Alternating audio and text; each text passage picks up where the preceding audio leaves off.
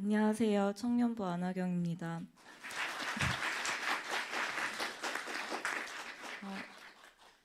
저는 어린 시절부터 교회를 다녔지만 인격적으로 하나님을 경험하고 본격적으로 믿음을 가지게 된 것은 2011년 교환학생으로 미국 텍사스주 한인교회를 다니게 되면서부터입니다.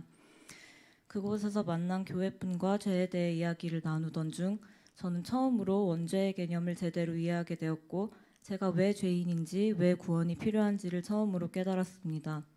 그 이후 저는 이전에 한 번도 느껴보지 못했던 뜨거움으로 신앙생활을 하게 되었고 이듬해 샌안토니오 한인교회에서 세례를 받았습니다.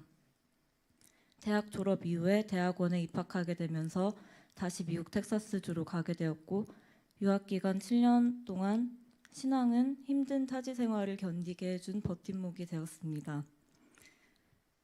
2020년 여름에 유학을 마치고 한국으로 돌아와 보니 제 생각과는 달리 많이 힘들었습니다.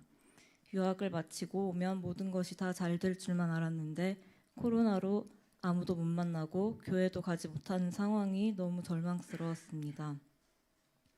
힘들게 얻은 박사학위가 아무런 쓸모가 없는 것 같은 깊은 허무함을 느꼈습니다.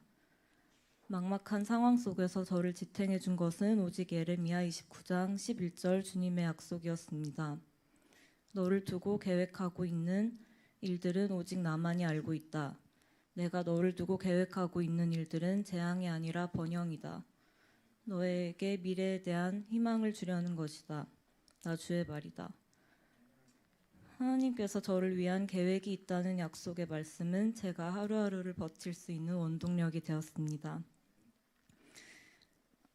작년 3월 제가 강사로 근무하던 숭실대학교의 수업이 처음으로 대면으로 바뀌면서 저는 서울로 이사 오게 되었습니다. 서울의 수많은 교회들 중에서 저에게 맞는 신앙 공동체를 찾게 해달라고 기도하던 중 당시 숭실대에서 만난 박숙희 자매님의 초대로 하나교회를 방문하게 되었습니다.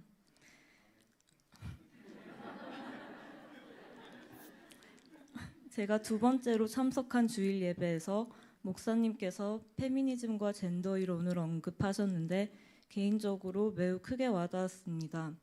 저는 박사 논문을 미국 문학에 나타나는 여성의 구조적인 폭력에 대해서 썼습니다.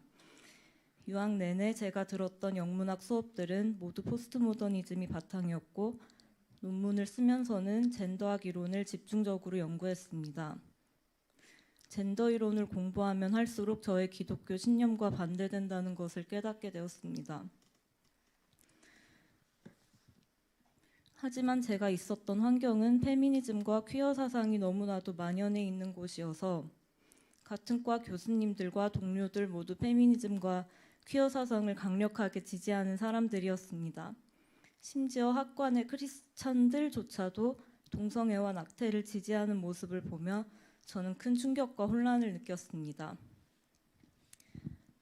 그날 목사님의 설교를 통해 하나님께서 마치 제가 민감하게 생각했던 부분을 해결해 주시는 것 같았고 그 이후 하나교회에 대한 확신을 가지게 되었습니다.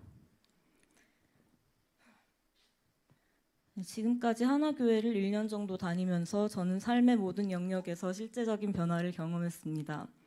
올해 3월부터 서강대학교 영문학과 전임교수로 취직을 했는데 그 과정 가운데 셀 공동체가 큰 힘이 되었습니다.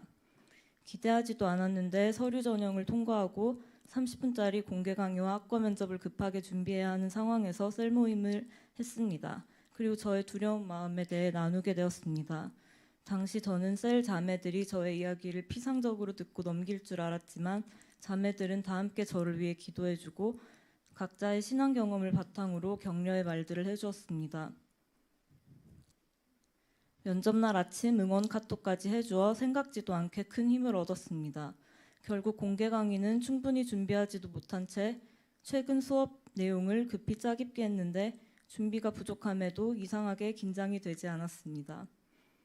하나님께서 저를 위해 셀자매들에게까지 기도하게 하셨으니 이 면접의 결과는 내가 잘하고 못하고에 달린 것이 아니라 오직 하나님의 뜻에 달렸다는 확신으로 면접 내내 담대할 수 있었습니다.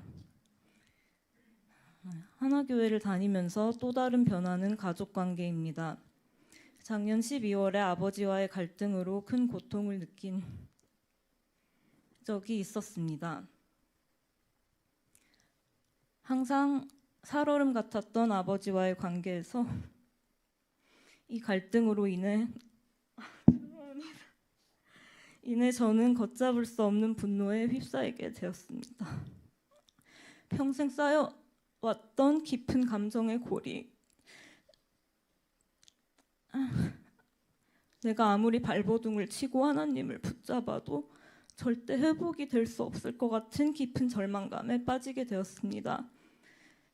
이때 영적 전쟁을 어떻게 하는지 구체적으로 배운 것이 저에게 큰 도움이 되었습니다.